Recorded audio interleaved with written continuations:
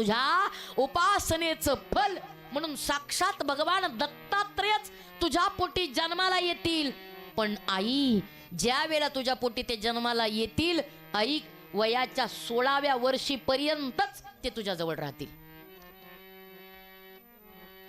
म्हणजे आता बघा, एखाद्याला तहान लागली म्हणून पाणी द्यायचं, बरोबर आहे? तहान लागली म्हणून पाणी द्यायचं. ते पाणी त्याला इतकी ताण वाळवंटात आहे आणि बाटली त्याच्या ओठापर्यंत नेली. हा, त्याने विचार केला, बस मला पाणी मिळलं, हा माझ्या जीवनातला अनमोल क्षण, एवढी ताण लागली होती, मला पाणी मिळलं, पाणी ओठापर्यंत आलं, ओठाला टेकलं, तेवढ्यात बाटली हिसकावून घेतली. चाल, मला सांगा किती वाईट वाटतं? मग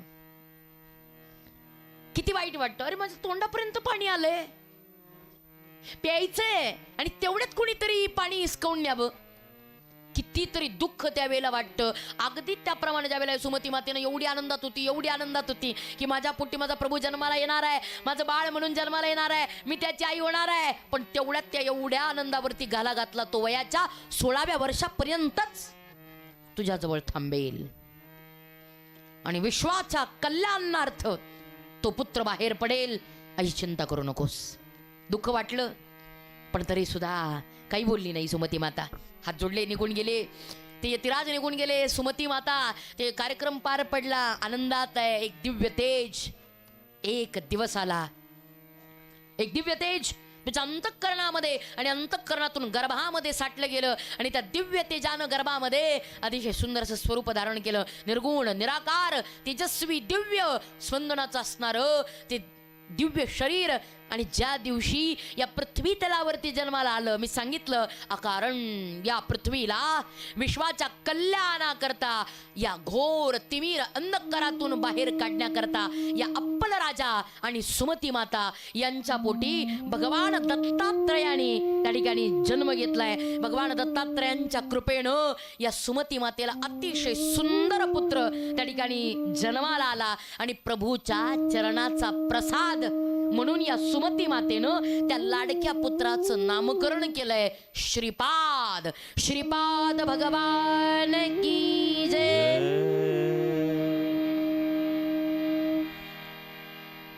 त्या लाडक्या पुत्राचं नाव ठेवलंय श्रीपाद. का? अहो, दत्तात्रयांच्या चरणाचा तो प्रसाद आहे. श्रीपाद, श्रींच्या चरणाचा प्रसाद म्हणून श्रीपाद. त्या लेकराचं नाव श्रीपाद ठेवलेलं आहे. प्रचंड आनंदाचा क्षण आहे जीवनामध्ये. त्या आनंदात दिगंबरा श्रीपाद वल्लभ दिगंबरा, दिगंबरा दिगंबरा श्रीपाद वल्लभ दिगंबरा, श्रीपाद वल्लभ, श्रीपाद वल्लभ, श्रीपाद वल्लभ दिगंबरा, श्रीपाद वल्लभ, श्रीपाद वल्लभ, श्रीपाद वल्लभ दिगंबरा, दिगंबरा दिगंबरा श्रीपाद वल्लभ दिगंबरा, श्रीपाद वल्लभ दिगंबरा, श्रीपाद वल्लभ दिगंबरा, श्रीपाद वल्लभ दिगंबरा, श्रीपाद वल्लभ दिगंबरा, दिगंबरा दिगंबरा श्रीपाद वल्लभ दिगंबरा, दिगंबरा दिगंबरा श्रीपाद वल्लभ दिगंबरा.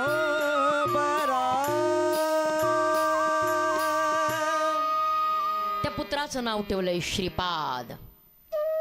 श्रीपाद वल्लभ दिगंबरा. आणि खरंच असा पुत्र श्री प्रभुचरणाचा, श्री दत्तात्रयांच्या करुणेचा हा प्रसाद ज्यावेळेला जन्माला आला, या आईला अतिशय आनंद. आणि त्या आनंदामध्ये खरंच एक दिव्यत्वाची प्रचिती आहे. कशा करता हा अवतार? कशा करता अंश एक लक्षात ठेवा, समस्त मानव जातीच्या कल्याणार्थ सज्जनांचं, देवाचं, धर्माचं, देशाचं संरक्षण करणारा, कर्ममार्गाचं आचरण करणारा, दृष्टांचं निर्दालन करणारा, अस्पृश्यतेचं निवारण करणारा, सत्कर्माचा प्रचार करणारा, भूदान आणि अन्नदानाचं अपार महत्त्व सांगणारा, दत्तनामाचा सुंदर महिमा प्रकट करणारा, भूत पिशाच आदी बाधेचं निवारण करणारा, दुःखी कष्टी जीवांचा उद्धार करणारा, 13व्या शतकामध्ये एक दैदिप्यमान हिरा या भारत देशामध्ये अवतीर्ण झाला, ज्या हिऱ्याचं नाव आहे श्रीपाद श्रीवल्लभ. प्रभूंचा जन्म, भगवान दत्तात्रेयांचा या कलीतला पहिला अवतार म्हणजे श्रीपाद श्रीवल्लभ. हे बाळ लहानाचं मोठं झालं, इतका आनंद, इतकं विद्वान, प्रचंड, अतिशय लहान वयामध्ये सगळ्या विद्वत्ता, नाही का, तेवढ्या विद्वत्तेनं हे बाळ मोठं झालं. लहानपणातच वेद शास्त्र पुराण या सगळ्यांवरती प्रचंड विद्वत्तेचा गाढाभ्यास, वेदशास्त्र संपन्न असणारा पुत्र ज्यावेळेला वयाची 16 वर्ष झाली आणि वयाची 16 वर्ष पूर्ण झाल्याबरोबर या पुत्रानं सांगितलं, आई मी तुला सांगितलं होतं काय, त्या यतिराजाच्या माध्यमातून मी तुला निरोप दिला होता तर्पणाच्या दिवशी, की आई मी तुझ्या पोटी जन्माला येईल, पण विश्वाच्या कल्याणार्थ वयाच्या 16व्या वर्षी आई मला तुला सोडून जावं लागेल. आणि आई तो क्षण आलाय, आता मला निघावं लागेल, आई माझ्या जाण्याची वेळ झालेली आहे. आता विचार करा, अशी कोणती आई आहे, एवढा ऐन उमेदीतला तरणा, अतिशय देखणा, तेजस्वी, लाघवी, सुंदर आणि एवढ्या सत्कृत्याने पूर्ण असणारा पुत्र सोडायचा कसा? अहो साध्या आईला येडं बागडं चकणं हेगडं कसलंही नागडं कसलंही पोरग असलं तरी सोडावं वाटते? नाही वाटत. अहो तर एवढा आणि अतिशय परिपूर्ण असणारा पुत्र कसा आईला सोडावं वाटेल? ज्या वेळेला आईने सांगितलं, आई ग मला निघावं लागेल, आई जीवनामध्ये तू काय कमी केलं नाही आहेस मला, पण आई आता मात्र माझी वेळ झाली, आई मला निघावं लागेल. ज्या वेळेला तो प्रसंग आला, आईचं हृदय पिळवटून निघालं. श्रीपादा, श्रीपादा, अरे आयुष्यामध्ये काय मागितलं मी तुला? तू माझ्या पोटी पुत्र म्हणून जन्माला यावं, पण खरंच तू मला सोडून जाणार आहेस? खरंच तू माझा निरोप घेणार आहेस? तू एक खोटं बोलतोयस, मला माहिती आहे. आई नाही ग, आई मी सत्य सांगतोय. आई माझी वेळ झालेली आहे, मला खरंच या पाशामध्ये अडकवू नकोस आई. विश्वाच्या कल्याणार्थ माझा जन्म झालेला आहे आणि ज्या गोष्टी करता माझा जन्म झालाय मला खरंच निघू देत आई. पण राजा कसं जाऊ रे, एकच पोरगा चांगला आहे, देवाने 2 पुत्र दिले, त्यातला एक दिला लंगडा आणि दुसरा दिला आंधळा, कसं रे त्यांच्या भरोशावर जगावं? अरे जे आमच्या म्हातारपणाची काठी आहेत तेच लंगडे आणि आंधळे असतील तर आम्ही कोणाच्या भरोशावर जगायचं रे? कोणाच्या भरोशावर राहायचं रे? ऐक, आम्ही तुझ्या पाया पडतो, आम्हाला सोडून नको जाऊस. श्रीपादा आमच्यावरती करुणा कर. श्रीपादा नको ना रे जाऊस. ऐक श्रीपादा. जोगी मत जा, मत जा, जोगी मत जा, मत जा रे, पाव पड़ूं मैं तो रे, पाव पड़ूं मैं तो रे, जोगी मत जा, मत जा रे,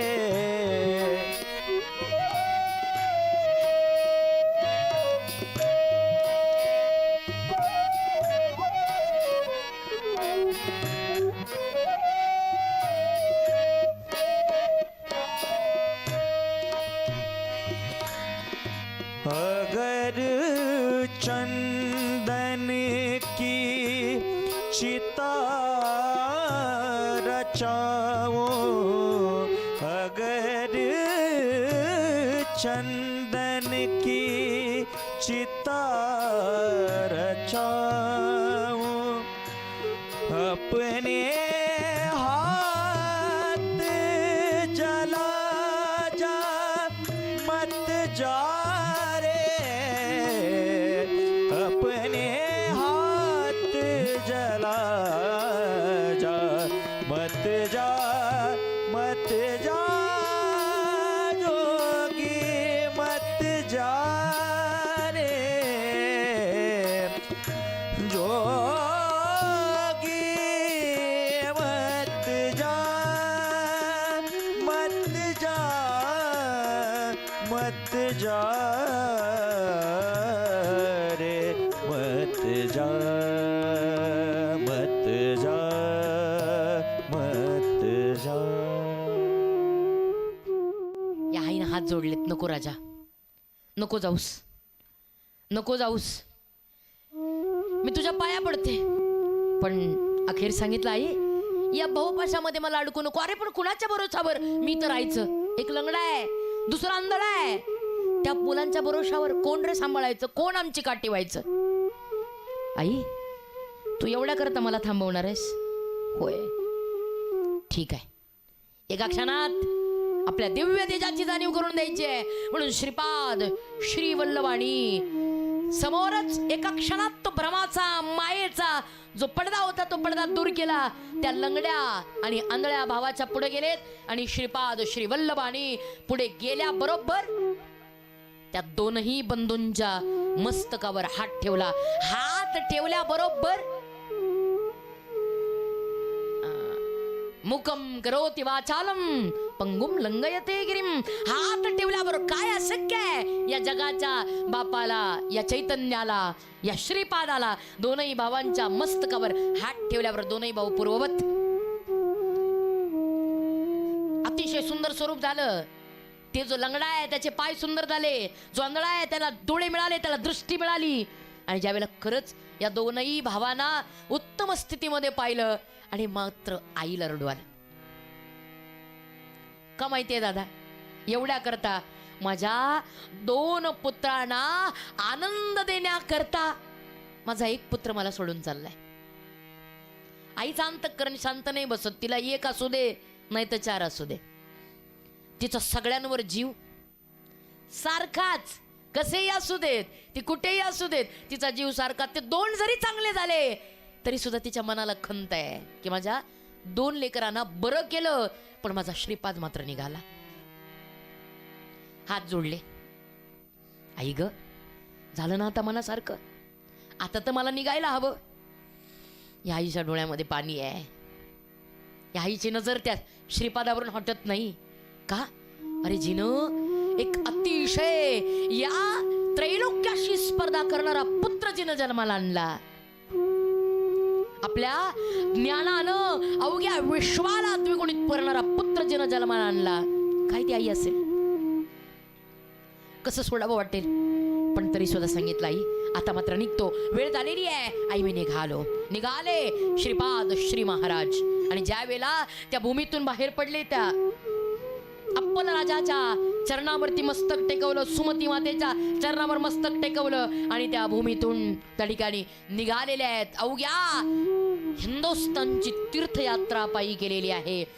आणि खरंच या हिंदुस्थानची तीर्थयात्रा पायी करत ज्यावेळेला अवघा हिंदुस्थान त्यांनी पादाक्रांत केला आणि अवघा हिंदुस्थान पादाक्रांत करत जीवनामध्ये जे जे असंख्य गरजू आहेत त्या सगळ्यांना दुःखांचं निवारण करत करत करत करत करत करत श्रीपाद श्री पिठापूर या ठिकाणी आले. आंध्र प्रदेशातील एक अतिशय जागृत देवस्थान श्री पिठापुरम. की आजही तुम्ही जा, तिथल्या चैतन्य लहरीचा, तिथल्या परमानंद लहरींचा अनुभव घ्या. अहो तिथल्या सात्विक लहरी आजही या जीवनाचं सोनं करून टाकतात ते पवित्र ठिकाण म्हणजे श्रीपादांच्या वास्तव्यानं, श्रीपादांच्या स्पर्शानं, श्रीपादांच्या तपश्चर्यानं पुनीत झालेली अतिशय सुंदर भूमी म्हणजे पिठापूर. पिठापूर कुरवपूर, त्या पिठापुरामध्ये त्या ठिकाणी आलेले आहेत श्रीपाद. आणि ज्यावेळेला त्या पिठापुरात आले, दिव्य मंत्र, आपल्या 30 वर्षाचं आयुष्य, फक्त 30 वर्षाचंच दादा. अहो आम्हाला 90 मिळालं, 100 जरी मिळालं तरी पुरत नाही का? कारण आमच्या आयुष्यातले ध्यासच एवढे आहेत. आपलीच गाडी, आपलीच माडी आणि आपल्याच बायकोची सुंदर साडी.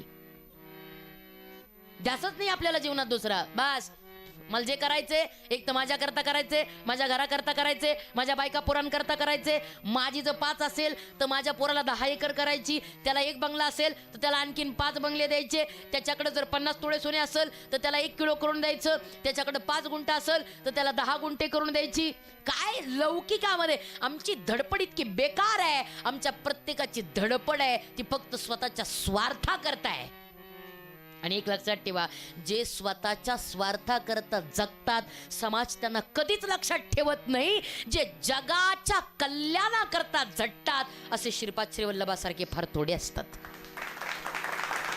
तीर्थाटना करता ज्यावेळेला प्रभू आणि अवघ्या हिंदुस्थानात फिरले जगत कल्याणाकरता, मात्र पिठापुरामध्ये ज्यावेळेला आणि श्रीपाद श्रीवल्लभ स्थायिक झाले, 30 वर्षाचं आयुष्य, त्या 30 वर्षाच्या आयुष्यामध्ये प्रचंड क्रांती, प्रचंड दत्त भावना लोकांच्या अंतःकरणापर्यंत श्रीपादांनी पोहोचवण्याचा आणि एवढा प्रयत्न केलाय. कारण मुळातच भगवान दत्तात्रयांचा प्रथम अंश अवतार म्हणजे श्रीपाद श्रीवल्लभ आहेत. आजही आमच्या मनामध्ये असंख्य अडचणी असतील, आम्ही गुंतागुंतीत असू, प्रत्येकाचं आयुष्य आहे, संसार आहे, चिंता आहेत.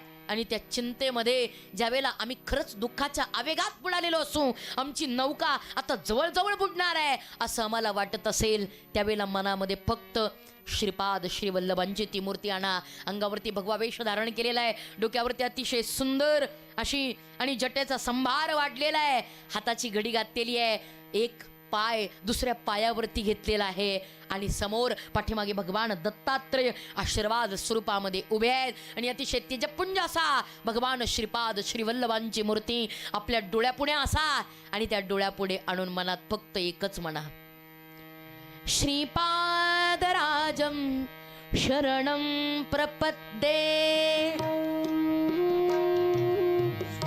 श्रीपादराजं शरणं प्रपद्ये. श्रीपादराजं शरणं प्रपद्ये. श्रीपादराजं शरणं प्रपद्ये. श्रीपादराजं शरणं प्रपद्ये. श्रीपादराजं शरणं प्रपद्ये. श्रीपादराजं शरणं प्रपद्ये. श्रीपादराजं शरणं प्रपद्ये. श्रीपादराजं शरणं प्रपद्ये. श्रीपादराजं शरणं प्रपद्ये. श्रीपादराजं शरणं प्रपद्ये. श्रीपादराजं शरणं प्रपद्ये. श्रीपादराजं शरणं प्रपद्ये. श्रीपादराजं शरणं प्रपद्ये. शरणं प्रपद्ये. शरणं प्रपद्ये. शरणं प्रपद्ये.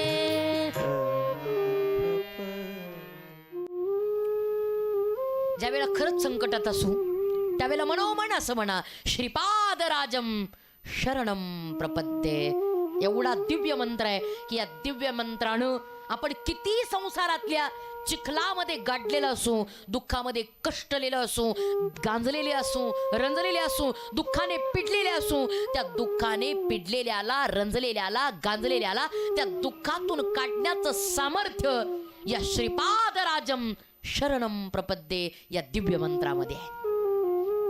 असा दिव्य मंत्र भगवान श्रीपाद श्रीवल्लभ म्हणजे ज्ञानाचा खळखळता जलप्रपात, की ज्या जलप्रपाताखाली असंख्य असंख्य लेकरांनी यावं आणि ज्ञानाच्या या दबदब्याखाली अगदी आनंदात न्हावून निघावं, जीवाचं कल्याण करून घ्यावं, असं हे अगाध ज्ञान श्रीपाद श्रीवल्लभांना जीवनामध्ये प्राप्त झालं. अहो, त्यांच्या ज्ञानाने आम्हाला भवतारातून सोडवलं. श्रीपाद श्रीवल्लभांचं ज्ञान आम्हाला भवसागरातून सोडतं. आमची ज्ञानं अशी अर्धवट आहेत. आमची ज्ञानं आम्हाला आहे तिथं गोत्यात आणतात, आहे तिथं गोत्यात.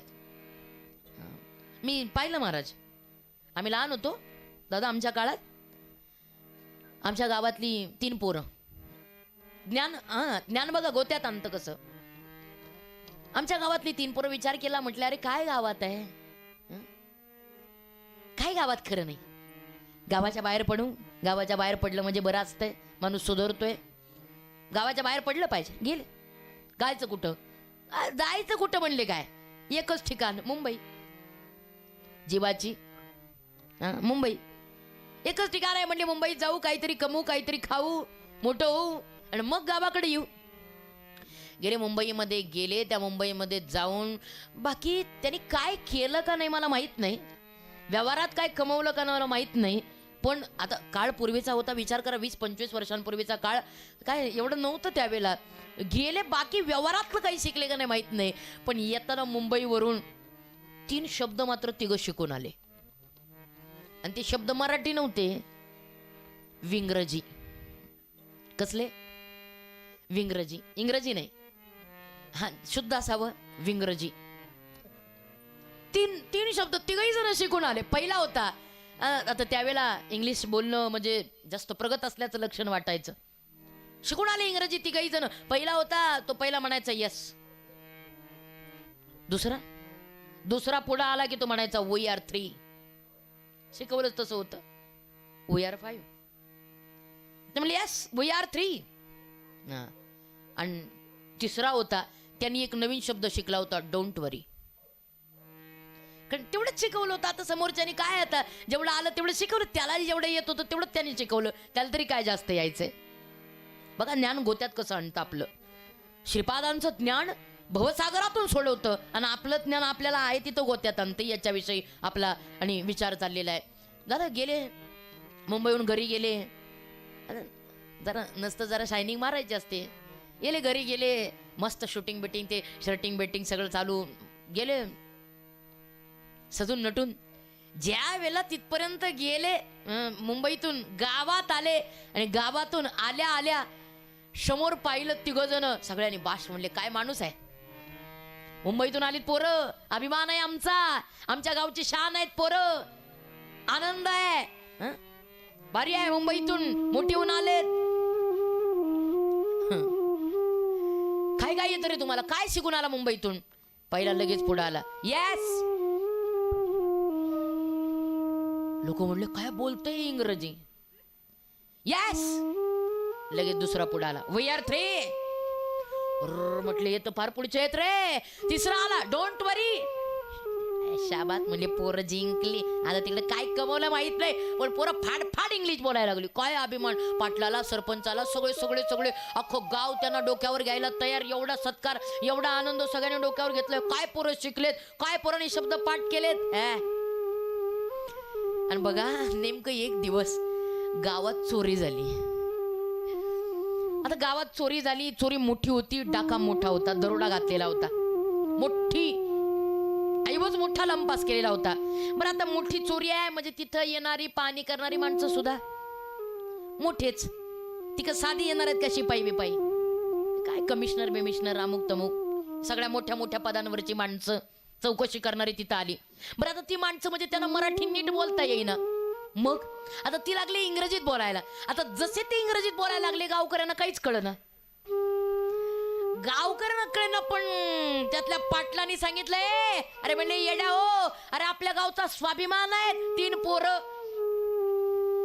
कुठं आहेत, जा बघून आणा. अशा नाही वेळेला कामी यायची, मग कधी यायची. जा आपल्या पोरांना बोलून आणा. मुंबईत राहतायत, एवढी फाडफाड इंग्रजी बोलणार, शिकलेली आहेत, घेऊन या त्यांना. आले जसे घेऊन आले, त्याच्या समोर उभा केलं. मोठे साहेब ते त्या मोठ्या साहेबांसमोर उभा केलं आणि जसं उभा केलं तसा आवाज दिला. का रे? आता त्यांनी इंग्रजीत विचारलं, मला काही इंग्रजी येत नाही म्हणून मी मराठीतच सांगते. का रे? तुम्हाला नाही म्हणत दादा मी. का रे? हे जत गावच ना. आता त्यांना माहिती होतं आपल्याला इंग्रजी बोलायला सांगितलेलं आहे, पाटलांनी जास्त काही उरकायचं नाही. त्याने आवाज आता शायनिंगच मारायची होती. म्हणली येस. शाब्बास गावची माणसं एक कॉलर टाईट करून बास म्हणले, पोराने जिंकलं गाड्या. आता पार कमिशनर अमुक तमुक मोठ्या साहेबांसोबत आपली पोरं बोलायला लागली इंग्रजीत. साधी गोष्ट आहे का? जिंकलं पोरांनी गाड्या, बास काय नाही जिबला. आता लगेच दुसरा प्रश्न विचारला साहेबांनी. का रे? हे जत गाव आहे. यस. मग तुमच्या गावामध्ये चोरी झाली आहे असं आम्हाला कळलंय. तुम्हाला काय वाटतं त्या चोरीमध्ये किती जण असावेत? दुसरा पुढे आला. We are 3. आता ज्यांना इंग्रजी येते त्यांना कळलं असेल. आम्ही वी आर 3 असं म्हटलं बरोबर त्या साहेबांनी डोळे मोठे केले आणि डोळे मोठे केले. तुम्ही काय रे? म्हणले अरे अरे चोर आपल्या पुढे आहे, शाजूकपणाने उभा आहे. अरे त्याला भीती नाही, त्याला दडपण नाही, त्याला घाबरायला तयार नाही तो. अरे धरा यांना. म्हणले आपल्या पुढे चोर उभा आहे. चोर तो चोर वर शिरजोरी करतोय आम्हाला. धरले. अरे म्हणले चोर इथंच आहे, कबूल केलेला आहे गुन्हा. धरा यांना, घाला भेड्या आणि न्यात. कुठं? आता ते तुम्ही विचार करा. आतमध्ये नेणार, बेड्या घातल्या. तसा तिसरा म्हणला डोंट वरी. म्हणजे मला सांगा, आपल्या ज्ञानाने आपल्याला सोडवलं का गोत्यात आणलं? गोत्यात आणलं ना. मग आपलं ज्ञान गोत्यात घालणार आहे. पण या महापुरुषांचं ज्ञान आहे, हे ज्ञान भवसागरातून सोडवणार आहे. श्रीपादांचं ज्ञान आहे, भवसागरातून सोडवणार आहे. आणि खरंच श्रीपादांच्या या अगाध ज्ञानाने कित्येक भक्तांना भवसागर तरण्याकरता भाग पाडलं.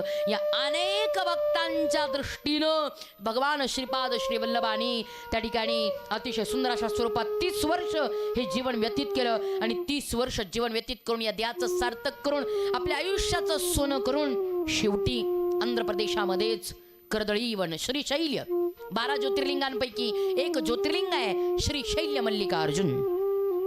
त्या श्रीशैल्य मल्लिकार्जुनाच्या भव्य अशा अरण्यात पाताळ गंगेच्या अतिशय पुण्य सलीला भूमीमध्ये आणि असणारं कर्दळी नावाचं वन. त्या कर्दळी वनामध्ये भगवान श्रीपाद गुप्त झालेले आहेत. आणि त्या कर्दळी वनातून गुप्त झाल्यानंतर मात्र फक्त प्रसादाची शेवंतीची फुलं त्या कर्दळी वनातून त्या पाताळगंगेच्या पात्रात आशीर्वाद म्हणून वाहत आलेली आहेत. जी फुलंच फक्त भक्तांना दिसली. पण कर्दळी वनातले श्रीपाद प्रभू मात्र कुणाला दिसते नाही. ते देहाने जरी कुणाला नाही दिसले तरी त्या श्रीपाद श्री वल्लभांचं ज्ञान मात्र आजही चिरंतन आहे. हा त्यांच्या वाणीचा दिव्य प्रसाद आहे. आणि हा दिव्य प्रसाद आपल्या जीवनामध्ये आपल्याला लाभावा आणि आपल्या जीवनाचं सोनं व्हावं याकरता श्रीपादांनी जपलेला अतिशय थोर मंत्र म्हणजे दिगंबरा दिगंबरा श्रीपाद वल्लभ दिगंबरा. दिगंबरा दिगंबरा श्रीपाद वल्लभ दिगंबरा. दिगंबरा दिगंबरा श्रीपाद वल्लभ दिगंबरा. दिगंबरा दिगंबरा श्रीपाद वल्लभ दिगंबरा. दिगंबरा दिगंबरा श्रीपाद वल्लभ दिगंबरा. दिगंबरा दिगंबरा श्रीपाद वल्लभ दिगंबरा. दिगंबरा दिगंबरा श्रीपाद वल्लभ दिगंबरा. दिगंबरा दिगंबरा श्रीपाद वल्लभ. दत्त गुरूंचे नाम स्मराहो, दत्त गुरूंचे नाम स्मरा. दत्त गुरूचे नाम स्मराहो, दत्त गुरूचे नाम स्मरा. दत्त गुरूंचे नाम स्मराहो, दत्त गुरूचे भजन करा. दत्त गुरूचे नाम स्मराहो, दत्त गुरूचे भजन करा. हे नामामृत भव भयहारक हे नामामृत भव भयहारक अगसंहारक त्रिभुवन तार आत्मसुखाचा मोक्ष लुटाया आत्मसुखाचा मोक्ष लुटाया अमोल ठेवा हाती धरा अमोल ठेवा हाती धरा दिगंबरा दिगंबरा श्रीपाद वल्लभ दिगंबरा दिगंबरा दिगंबरा श्रीपाद वल्लभ दिगंबरा दिगंबरा दिगंबरा श्रीपाद वल्लभ दिगंबरा दिगंबरा दिगंबरा श्रीपाद वल्लभ दिगंबरा दिगंबरा दिगंबरा श्रीपाद वल्लभ दिगंबरा दिगंबरा दिगंबरा श्रीपाद वल्लभ दिगंबरा दिगंबरा दिगंबरा श्रीपाद वल्लभ दिगंबरा श्रीपाद वल्लभ दिगंबरा श्रीपाद वल्लभ दिगंबरा श्रीपाद वल्लभ दिगंबरा श्रीपाद वल्लभ दिगंबरा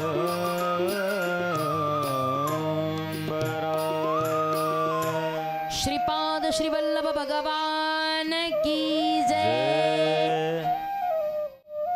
जीवनाचं अंतिम ध्येय साध्य करण्याकरता जर सगळ्यात महत्वाचं साधन जर काय असेल तर ते भगवान दत्तात्रयांचं परमामृत नाम आहे. आणि ते परमामृत नाम मुखामध्ये घ्यावा. दत्तगुरूंचे स्मरण करा हो दत्तगुरूंचे भजन करा. दिगंबरा दिगंबरा श्रीपाद वल्लभ दिगंबरा. अहो जीवनाची बघा अतिशय सुंदर हे जीवन आहे. व्याख्या बघा हे अतिशय सुंदर जीवन आहे.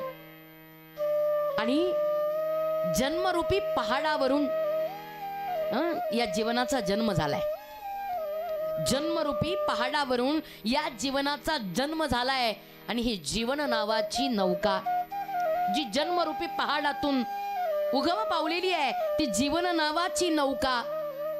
त्या जीवन नावाच्या नदीला दोन काठ आहेत.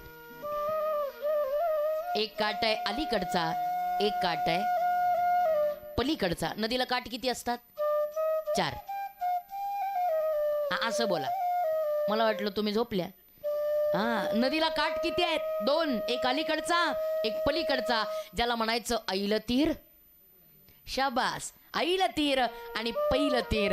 या जीवन नावाच्या नदीला जी जन्मरूपी पहाडावरून निर्माण झालेली जीवनरूपी नौका या नौकेला 2 काठ आहेत. एक काठ आहे सुखाचा दुसरा काठ आहे दुःखाचा.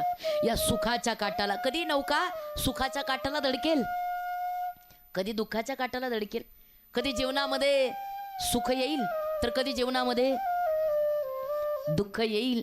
आणि ज्या वेळेला सुख आणि दुःख या दोघांना सावरत सावरत सावरत सावरत ही जीवनरूपी नौका मरणरूपी सागरापर्यंत पोचेल. त्या मरणरूपी सागरापर्यंत पोचण्याकरता या जीवनाला सद्गुरूरूपी नौका जर असेल तर या जीवनरूपी नौकेचं सार्थक आहे फक्त दत्तगुरूरूपी नौका.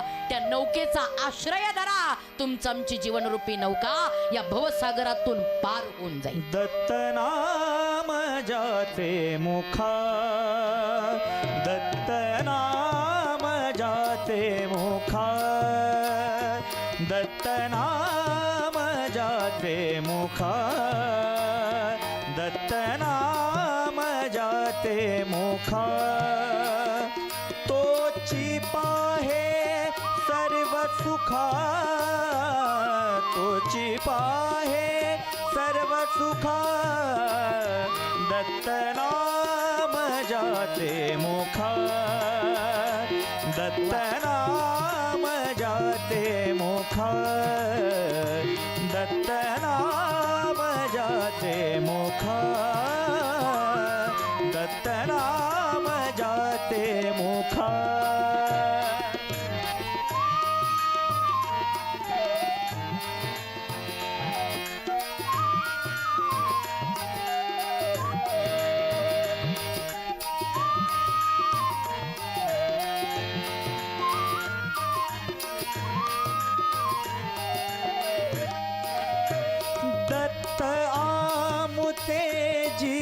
जीवीचे जीवन दत्त आमुते जीवीचे जीवन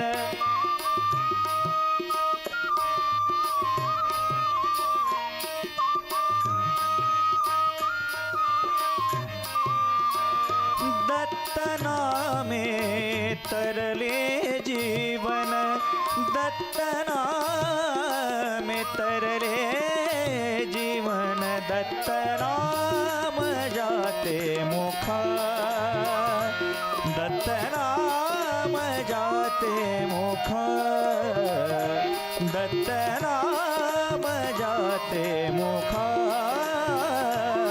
दत्त नाम जाते मुखा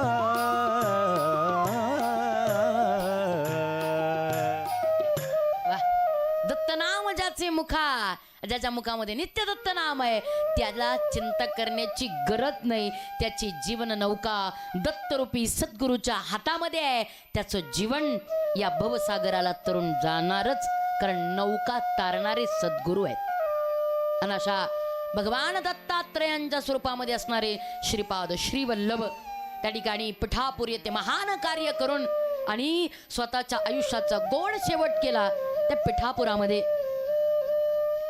अतिशय सुंदर अशा पद्धतीमध्ये म्हटलं जाणारं नित्य सिद्ध मंगल स्तोत्र नावाचं एक स्तोत्र आहे, की ज्या स्तोत्रानं श्रीपाद श्रीवल्लभ इथल्या चराचरातल्या जीवावरती करुणा करतात. रोज नित्य पद्धतीने म्हणलं जाणार अतिशय सुंदर सिद्ध मंगल स्तोत्र नावाचं स्तोत्र आहे. अगदी त्यातल्या 1-2 ओळी मी गाते, जेणेकरून अगदी अस्फुट अशा रीतीने का होईना त्या निमित्तानं श्रीपादांचं स्मरण आपल्या अंतःकरणाच्या पटलावरती होईल आणि श्रीपादांची करुणा या निमित्तानं आपल्यावरती होईल. श्रीमदनंत श्रीविभूषित अप्पल लक्ष्मी नरसिंह राजा जय विजयी भव दिग्विजयी भव श्रीमत्खंड श्री विजयी भव श्री विद्याधरी राधा सुरेखा श्री राखीधर श्रीपादा जय विजयी भव दिग्विजयी भव श्रीमत्खंड श्री विजयी भव सुमति नंदन नरहरि नंदन दत्तात्रय प्रभु श्रीपादा जय विजयी भव दिग्विजयी भव श्रीमत्खंड श्री विजयी भव पिठिकापुर नित्य विहारा मधुमति दत्त मंगल रूपा जय विजयी भव दिग्विजयी भव श्रीमत्खंड श्री विजयी भव श्री विजयी भव श्री विजयी भव. अंतःकरणातली मालिन्यता घालवण्याचं सामर्थ्य आणि अंतःकरणाला निर्मळ करण्याचं सामर्थ्य या सत्पुरुषांच्या चिंतनात आहे, या सत्पुरुषांच्या चरित्रात आहे. आणि हे सत्पुरुष ज्या दिवशी आपल्यावरती कृपा करतील निश्चितच त्या दिवशी जीवनाचं सोनं आहे. आणि अशा सत्पुरुषांनी अनेक अनेक अनेक ठिकाणी कृपा केल्या. त्या अनेक ठिकाणी कृपा केलेलं एक ठिकाण म्हणजे श्री स्वामी समर्थ चॅरिटेबल ट्रस्ट जत. खरंच श्री स्वामी महाराजांनी अपार करुणा केलेलं हे स्थळ, आणि ज्या स्थळाविषयी काय महिमा वर्णन करावा. आणि अशा स्थळाच्या ठिकाणी आज अवघ्या हिंदुस्थानाला अवघ्या विश्वाला भगवान दत्तांचा हा विशेष महिमा प्रकट करणारं ज्ञान, भगवान दत्तात्रयांच्या अंश अवताराचा हा महान महिमा विशेष करणारं हे ज्ञान जगापर्यंत पोहोचवण्याचं काम श्री स्वामी समर्थ मंदिर चॅरिटेबल ट्रस्ट जत या ठिकाणी करते. ही मोठी आनंदाची बाब आहे. आणि या विशेष कार्यामध्ये आपण सगळेजण सहभागी होतोय. या कार्यामध्ये श्रीपाद श्रीवल्लभ आणि भगवान दत्तात्रय यांच्या चरित्राचा सखोल पद्धतीनं आपण केलेला विचार, आणि अशा रीतीनं भगवान श्रीपाद याच श्रीपादांचं हे असणारं अंशिक कार्य आणखीन पुढे पुढे पुढे पुढे, कारण ही सुद्धा अध्यात्माची एक परंपरा आहे. जसं प्रपंचातलं प्रेम आहे बघा तुम्ही, प्रपंचातलं प्रेम दादा वन वे ट्रॅफिक आहे. तुम्हाला ट्रॅफिक वन वे कळतं ना, ज्या बाजूने जायचं त्या बाजूने यायचं नाही, त्याला म्हणायचं वन वे ट्रॅफिक. हे जसं आहे त्याप्रमाणे परमार्थातलं प्रेम, प्रपंचातलं प्रेम म्हणजे वन वे ट्रॅफिक आहे, पुढे पुढे जातं. मात्र परमार्थातलं प्रेम मला चिरकाल टिकून राहतं. आणि असं चिरकाल टिकणारं प्रेम हे भगवान दत्तात्रेय आपल्या भक्तांवरती करतात. ते वन वे नाही, ते ऑल वे आहे, कायम आहे. ज्या वेळेला तुम्ही त्यांना शरण जाल त्यावेळेला त्यांच्या करुणेनी आणि त्याच्या कृपेनी आपण अतिशय आनंदी होणार आहोत. असं असणारं परमप्रेम आपल्याला जीवनामध्ये प्रभू बहाल करतायत. अशा प्रेमाचा आपण अधिकारी व्हावं आणि त्यांची कृपा आपल्या जीवनामध्ये आपल्यावर व्हावी अशी भगवान दत्तात्रेयांच्या चरणी प्रार्थना करून आजच्या या सेवेला या ठिकाणी पूर्ण विराम देऊयात. पुंडली कबरदारी विठ्ठल श्री ज्ञानदेव तुकाराम पंढरीनाथ भगवान की जय. माऊली ज्ञानेश्वर महाराज की जय.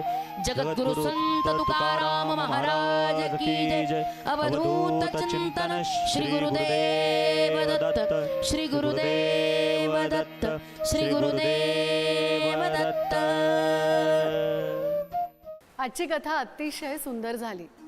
भगवान परशुराम अंश अवतार कथा यासोबतच भगवान परशुरामांनी केलेली गुरुदेव दत्तात्रेयांची उपासना, गुरुदेव दत्तात्रेय प्रसन्न होऊन त्यांना कृपाशीर्वाद दिले तो प्रसंग, या सगळ्याबद्दल आजच्या कथाभागामधून समजून घेतलं. यासोबतच श्रीपाद श्री वल्लभ भगवान जन्मकथा, त्यांचा जीवन दृष्टांत या सगळ्याबद्दल देखील आजच्या कथाभागामधून आपल्याला विस्तृत रूपात जाणून घेता आलं. कथेतला सार अंश हे सगळे विचार आपण आपल्या मनात जपूया आणि पुढे जाऊया. या भागामध्ये इथेच थांबूया. पुन्हा आपली भेट होईल उद्या सकाळी ठीक 7:30 वाजता आपल्या आवडत्या कार्यक्रमात गजर कीर्तनाचा सोहळा आनंदाचा, को पावर्ड बाय गोपुरम कुंकू आणि हळदी पावडर. जय जय राम कृष्ण हरी.